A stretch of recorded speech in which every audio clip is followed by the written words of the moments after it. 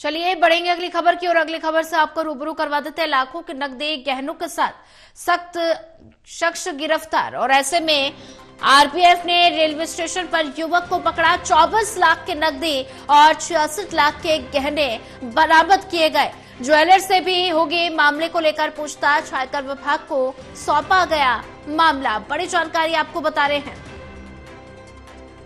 लाखों के नकदी और गहनों के साथ शख्स को गिरफ्तार किया गया। आरपीएफ ने रेलवे स्टेशन पर युवक को पकड़ा जिसमें 24 लाख की नकदी और 66 लाख के गहने बरामद किए गए। ज्वेलर से भी होगी मामले को लेकर पूछताछ। आयकर विभाग को सौंपा गया मामला। इस वक्त की बड़ी जानकारी आपको बता रहे हैं पानीपत से, जहां लाखों की नकदी और गहनों के साथ शख्स को गिरफ्तार किया गया।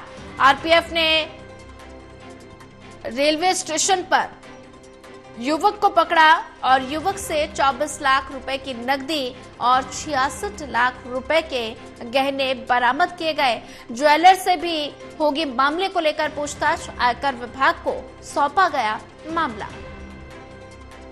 और वहीं इसी पर ज्यादा जानकारी साझा करने के लिए हमारे साथ एसोसिएट एडिटर देवेंद्र कथुरिया जुड़ चुके हैं। देवेंद्र कथुरिया जी, आरपीएफ ने रेलवे स्टेशन पर युवक को गिरफ्तार किया है और ऐसे में लाखों की नकदी और गहनों के साथ शख्स को गिरफ्तार किया गया। लगातार आरपीएफ के जवान जो हैं वो एक्टिव मोड पर नजर आ रहे हैं और ऐसे में आरपीएफ ने कार्रवाई की है। एक युवक को लाखों के गहनों और नकदी के साथ गिरफ्तार किया। देखिए Sonia, RPF railway protection force, ये रेलवे संपत्ति की सुरक्षा के लिए एक संगठन है। आरपीएफ रेलवे प्रोटेक्शन फोर्स, ये लोग चेकिंग कर रहे थे।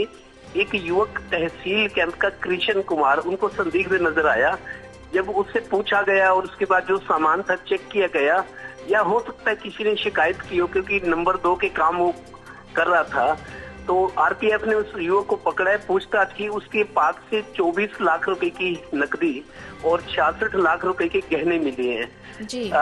उसको आरपीएफ ने पकड़ा है, पूछताछ किया। उसके बाद ये मामला तो इनकम टैक्स विभाग को सौंपा गया कि 24 लाख की नकदी कहां से आई, 66 लाख रुपए के गहने। अब बात सामने ये आ रही है कि ये युवक दिल्ली जाता था, पानीपत से दिल्ली जाकर ट्रेन में बने बनाए गहने या सोना लेकर आता था। दरअसल गहनों पर और सोने पर 3% का जीएसटी है।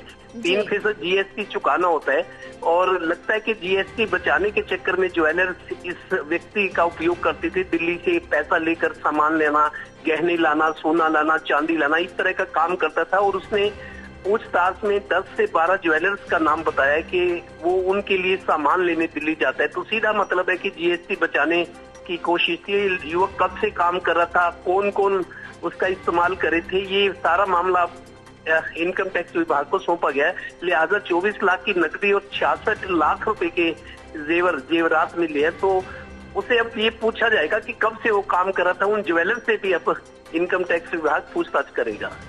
जी देवेंद्र कथुरिया जी, अगर बात की जाए तो ऐसे में जिस शख्स को आरपीएफ ने पकड़ा है उसके पास से 24 लाख की नकदी और 66 लाख रुपए के गहने बरामद हुए हैं और ऐसे में ज्वेलर से भी इस पूरे मामले को लेकर पूछताछ होगी। तो ये पूरा मामला जो है वो आयकर विभाग को सौंपा गया है। तो इसमें आयकर विभाग का और क्या कुछ कहना है इस पूरे मामले को लेकर? की नकदी और 66 लाख के गहने कितने हो गए? 24 और 66 जी 80 लाख रुपए। 24 66 80 लाख रुपए से भी ज्यादा हो गई। तो ये जो इतने पैसे लेकर वो दिल्ली में सामान लाता था और जिस 10-12 ज्वेलर्स का नाम लिया, इसका मतलब वो उसके जरिए ये व्यापार करते रहे हैं। दरअसल 3% जीएसटी लगता है आप जेवर खरीदने पे, बेचने पे, और उस पर अगर भले ही सोना हो, वो 24 कैरेट का सोना हो, तो 3% टैक्स देना होता है जीएसटी के तौर पर।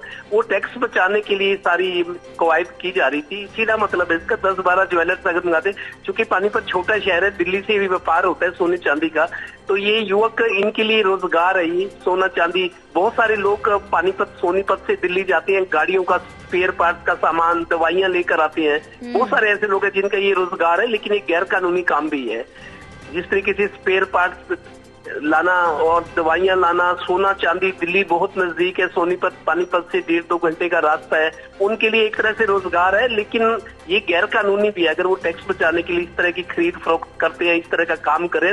लिहाजा इस पकड़ के बाद इनकम टैक्स विभाग सतर्क हो गए और इन 10 से 12 ज्वेलर्स को नोटिस जारी करके उनकी पूछताछ की जाएगी और इस तरह के और भी काम हो सकते हैं, हो रहे हैं, तो इनकम टैक्स विभाग और पुलिस को भी मेरे को लगता है अलर्ट रहना पड़ेगा, इस तरह के मामले और पकड़े जा सकते हैं। जी देवेंद्र कथुरिया जी, ज्यादा जानकारी साझा करने के लिए आपका धन्यवाद।